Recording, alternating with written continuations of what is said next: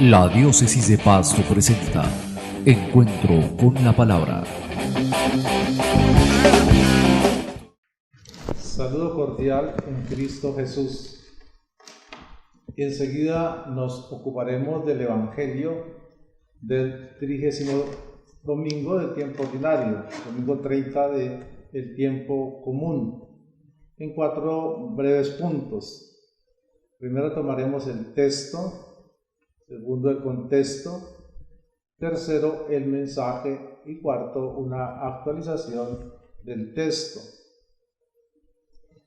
En este domingo 30 del tiempo común, el Evangelio define la actitud correcta que el creyente debe asumir ante Dios. Rechaza la actitud de los orgullosos y autosuficientes que, convencidos de que la salvación es el resultado natural de sus méritos, se alejan de Dios y de los hombres. Y propone como ejemplo la actitud humilde de un pecador que se presenta ante Dios con las manos vacías, pero dispuesto a acoger el don de Dios. Es esa actitud, la actitud del pobre, que Lucas propone a los creyentes de su tiempo y de todos los tiempos como ejemplar. En primer lugar, el texto. El Evangelio está tomado de San Lucas, capítulo 18, versículos 9-14. En aquel tiempo dijo Jesús esta parábola por algunos que, teniéndose por justos, se sentían seguros de sí mismos y despreciaban a los demás. 2 hombres subieron al templo a orar. Uno era un fariseo y el otro un publicano. El fariseo erguido oraba así en su interior: Oh Dios, te doy gracias porque no soy como los demás, ladrones, injustos, adúlteros, ni como ese publicano. Ayuno 2 veces por semana y pago el diezmo de todo lo que tengo. El publicano, en cambio, se quedó atrás y no se atrevía ni a levantar los ojos al cielo. Solo se golpeaba el pecho diciendo: Oh Dios, ten compasión de este pecador. Os digo que éste bajó a su casa justificado y aquel no. Porque todo el que se enaltece será humillado, y el que se humilla será enaltecido. En segundo lugar, el contexto de este texto que acabamos de escuchar. Nos encontramos acompañando a Jesús en el camino a Jerusalén para recibir otra lección, una lección más sobre el reino. Esta vez Jesús propone una parábola para algunos que se consideraban justos y despreciaban a los otros. Los protagonistas de esta historia son un fariseo y un publicano. Tercero, el mensaje. Con el fariseo y el publicano de la parábola, Lucas hace una comparación para presentar 2 tipos de actitud frente a Dios. El fariseo es el modelo de un hombre irreprensible ante la ley. Cumple todas las reglas y lleva una vida íntegra. Él está consciente de que nadie lo puede acusar de cometer acciones injustas, ni contra Dios, ni contra el prójimo. Y aparentemente esto es verdad, pues la parábola no nos dice que él estuviera mintiendo. Evidentemente está contento, y tenía razones para eso, por no ser como ese publicano que también está en el templo. Los fariseos tenían conciencia de su superioridad moral y religiosa, sobre todo en relación a los pecadores notorios, como lo era ese publicano. El publicano es modelo de pecador, explota a los pobres, practica injusticias, trafica con la miseria y no cumple las obras de la ley. Él tiene conciencia de su indignidad, pues su oración consiste apenas en pedir perdón a Dios. Dios mío, ten compasión de mí que soy un pecador. Es la hermosa oración de este publicano. El comentario final de Jesús sugiere que el publicano se reconcilió con Dios. La expresión que utiliza Lucas es bajó justificado a su casa, lo que nos lleva a pensar en la doctrina paulina de la justificación, que es gracia de Dios, don de Dios. A pesar de vivir sumergido en el pecado, Dios, en su infinita misericordia y sin que Él tenga ningún mérito, lo salva, lo justifica. El problema del fariseo es que piensa ganar por sí mismo la salvación con su propio esfuerzo.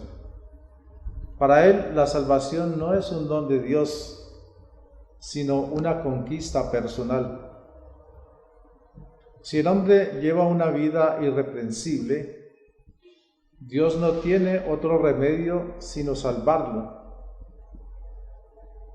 Él está convencido de que Dios le debe la salvación por su buen comportamiento, como si Dios fuera apenas alguien que lleva cuentas, un contador que toma nota de las acciones del hombre y al final le paga en consecuencia a sus acciones.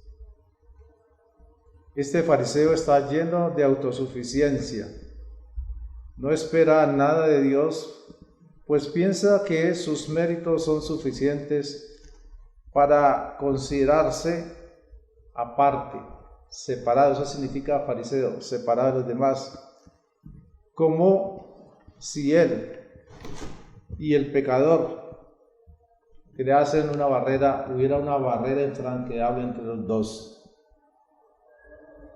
Él, el fariseo, separándose de Dios, se separa de los hombres. Y separándose de los hombres, se separa de Dios. Esto entonces, esta actitud crea segregación y exclusión. Es ahí entonces que se llega a la religión de los méritos.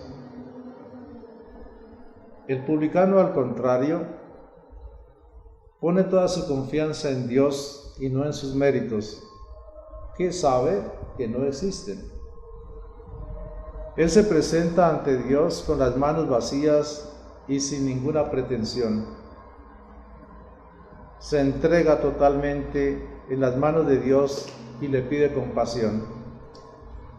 Y Dios lo justifica, es decir, derrama sobre él su gracia y lo salva, precisamente porque no tiene el corazón lleno de autosuficiencia y está dispuesto a aceptar la salvación que Dios le ofrece a todos los hombres. Esta parábola, destinada a los que se consideraban justos y despreciaban a los otros, sugiere que los que se presumen justos están más bien muy lejos de Dios y de la salvación. Cuarto punto, actualización.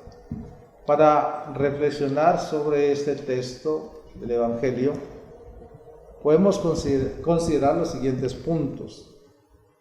Primero, el texto coloca fundamentalmente el problema de la actitud del hombre ante Dios, que repercute en la actitud ante los demás.